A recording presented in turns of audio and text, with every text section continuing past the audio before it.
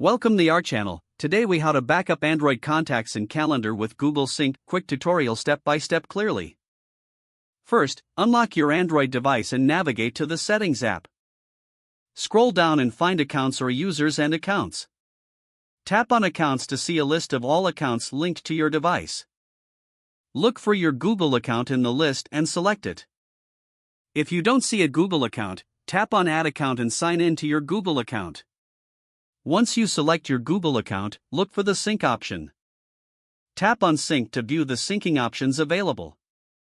Ensure that both contacts and calendar are toggled on. If they are off, toggle them to the on position to enable syncing. Once enabled, your contacts and calendar events will begin syncing to your Google account. To verify, open your Google Contacts and Google Calendar on a web browser. You should see all your contacts and calendar events listed there. If any new changes were made, they will sync automatically after a few minutes. To manually force a sync, go back to the Accounts section. Tap on your Google account again. You can then tap the three-dot menu or the Sync option to sync immediately. This process ensures that all your important contacts and calendar events are safely backed up in the cloud.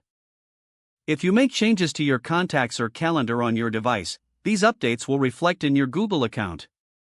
In case you want to restore your contacts or calendar later, simply sign into your Google account on any device.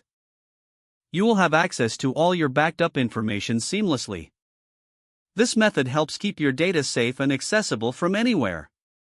Now you are set to manage and back up your Android contacts and calendar efficiently with Google Sync. If the page does not load, refresh the browser or try again in a private or incognito window.